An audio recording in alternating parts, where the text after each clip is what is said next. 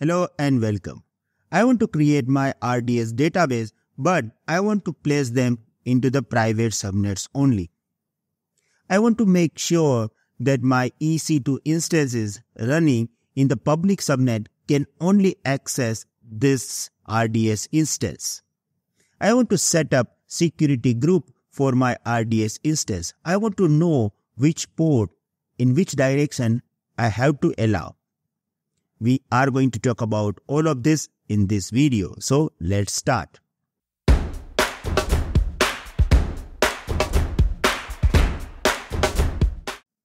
Hello and welcome.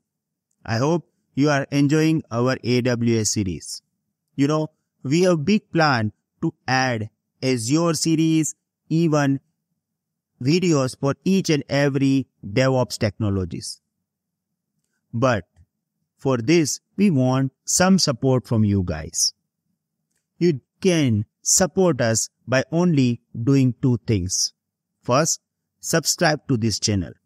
And yes, only subscribe to this channel if you are thinking that these videos is actually giving you some values. It will help you to pass any AWS exam like AWS Cloud Practitioner, Solution Architect Associate, or even Solution Architect Professional. Second thing is, share these videos with other IT professionals. Learning process is actually not expensive. If you are getting better or proper instructor or a mentor, it will really help you to develop your skill. If you are thinking that we are providing you a proper right path to improve your skill, your friends also deserve this, right? And for this, you have to share this channel videos with them. So, I am just requesting you to do these two tasks for me. One, subscribe to our channel and share with other IT professionals. Thank you. Now you can continue your video. First of all, to get answer of all your question, you need to understand connectivity options in RDS. I'm going to show you from where we are getting it. So right now I am going to create RDS database. Of course, we are going to create MySQL database for Aurora. We will talk about this into the separate video. Now here I am going to choose multi-AZ option. Okay, let me scroll down. Okay, let's choose MySQL database. Here I am going to choose multi-AZDB instance. Now I am going to scroll down. Now here we have this connectivity option. As you know, that connectivity option is actually useful if you want to allow access of your DB instance. Here I have all the mind maps point. I am not going to read all these mind maps point. I will explain you this directly, but this will work as your class note. So you can download this mind map, and after maybe 1 month, 2 months, if you are going to give exam and if you want to refer RDS connectivity option, you can just read this mind map. You do not need to watch video again. Okay. Now, in the connectivity option, we have first option known as compute resource. In the compute resource, we have two options as well. We can choose one of them. First, don't connect to an EC2 compute resource, and the another option we have is connect to an EC2 compute resource. Now, before you are going to select one of option from this, you just need to make sure that how you are going to access your database. If you are going to access your database from EC2 instance, choose this one. Connect to an EC2 instance. Now here, you have to select your EC2 instance as well. Right now I have two web servers, so I can choose that, okay, I want to access this database from this particular web server. Now, if you choose this particular option, what will happen? It will set up security group automatically. It will allow necessary port number and everything automatically. Okay. So here you have comfort level. You just need to tell them that, okay, I have this EC2 instance. I want to access my database from this EC2 instance. All the things will be done by AWS automatically. Means security group rules and everything will be added by AWS automatically. If you choose this one, it doesn't mean that it is not going to allow access from your EC2 instance. No, you can access this, but here you have to set up your EC2 instance security group and everything manually. Okay. So what is the idea here? Let's say that I am creating my database and I want to allow access of my database from over the internet. I don't want that, EC2 instance can access this database. I want to allow access from internet, public access. So choose this one. I want to allow access from Lambda function. Then you can choose this one, right? But in both cases, it is allowing you to access your database from EC2 instance, but your EC2 instance must be in the same VPC. Okay. Now, both options I already provided you here. So right now what I am doing, I am going with the don't connect with EC2 compute resource. Why? Because we will go through set up the whole security group manually. Okay. So we can understand that how we can manually set up the things.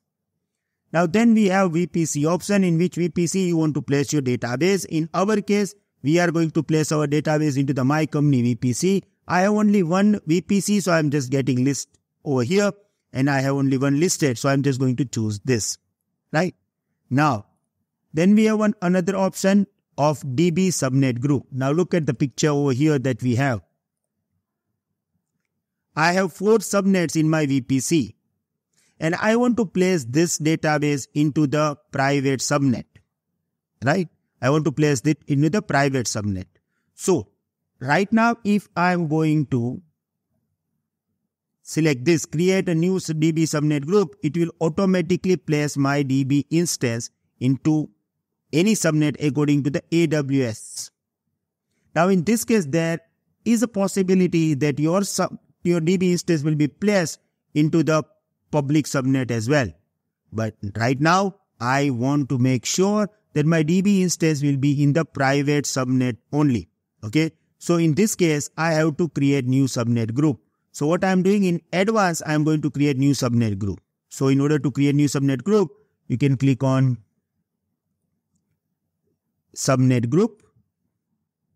Now here we have the default option, in which AWS is actually decides automatically about the placement of your DB instance. But this time I am sure that I want to store them, like I want to place them into the private subnet. So I'm going to create DB subnet group. Let's say that my app DB subnet group for my app. Here I have VPC. I'm going to choose this My Company VPC. Now here I have to choose availability zone. Look at this picture. We have 2 availability zone. We are not using AZ3. So I'm going to choose AP South 1A and B. Now here I want to tell you that if you are creating